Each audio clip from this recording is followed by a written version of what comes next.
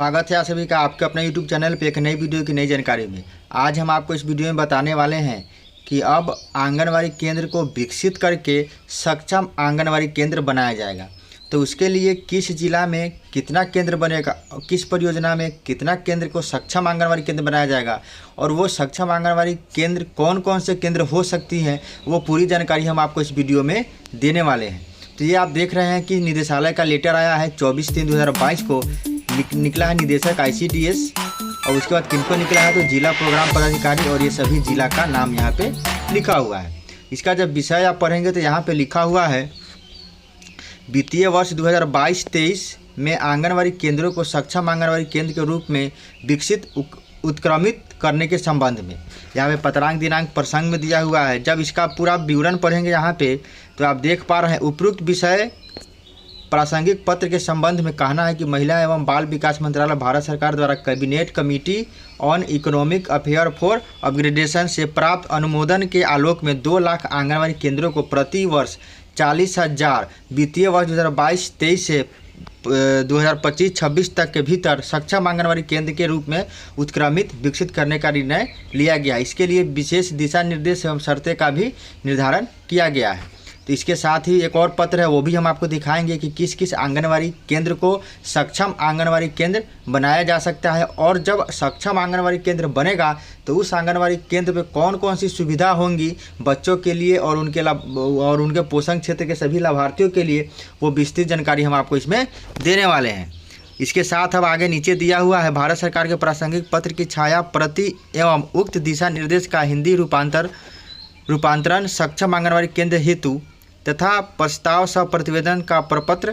मतलब अब ये है कि ये पूरे डाटा है कि अगर आपके परियोजना में या आपके ज़िला में ये कार्यालय का कार्य है कि जो भी आंगनवाड़ी वैसा है जो सक्षम आंगनवाड़ी बनने लायक है उसका प्रतिवेदन भेजना है, तो वो कौन सा ऐसा आंगनवाड़ी केंद्र है जो सक्षम आंगनवाड़ी केंद्र बन सकता है, वो हम आपको वो लिस्ट बता रहे हैं कि कौन कौन सा आंगनवाड़ी केंद्र उस लिस्ट में आएगा। तो चलिए उस पेज पे आपको ले चलते हैं। सक्षम आंगनवाड़ी अंतर्गत आंगनवाड़ी केंद्र का उत्क्रमण के लिए दिशा निर्देश। यहाँ पे आप देख रहे हैं महिला एवं बाल विकास मंत्रालय भारत सरकार, ये जो भी पत्र और गाइडलाइंस हम आपको दिखा रहे हैं दिशा निर्देश, इस वीडियो के डिस्क्रिप्शन में जाके आप आसानी से इसको डाउनलोड करके आप पढ़ सकते हैं।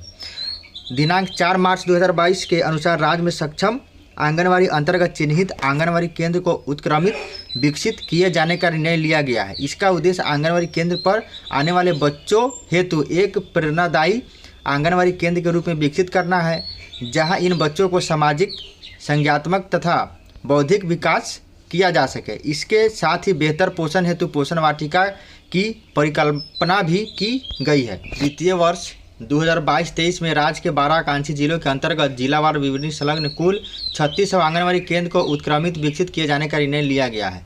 ठीक है, अब यहाँ पे देखिए सक्षम आंगनवाड़ी केंद्र के रूप में विकसित करने हेतु आंगनवाड़ी केंद्र की पहचान एवं चयन। अब किस प्रकार के आंगनवाड़ी केंद्रों का चयन होगा वो आपको नीचे दिया हुआ है। तो चलिए इसको ऊपर करते हैं। अब आप देखिए सबसे पहले क्या होना चाहिए, तो आंगनवाड़ी केंद्र का अपना सरकारी भवन होना चाहिए। आंगनवाड़ी केंद्र पर शौचालय में पेयजल सुविधा उपलब्ध होनी चाहिए।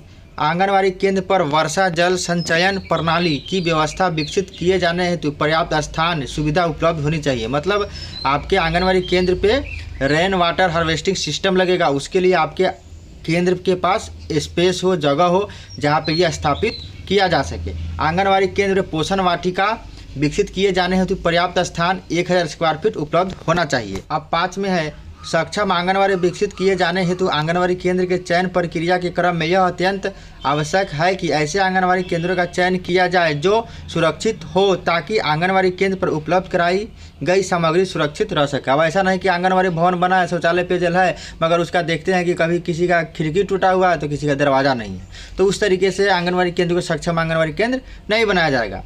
उसके बाद सक्षम आंगनवाड़ी केंद्र के रूप में विकसित करने हेतु किए जाने वाले कार्य। तो आंगनवाड़ी केंद्रों को सक्षम आंगनवाड़ी के रूप में विकसित करने हेतु आधारभूत संरचना तथा केंद्र के माध्यम से दी जाने वाली सेवाएं की गुणवत्ता में सुधार के लिए निम्न कार्य किए जाने हैं।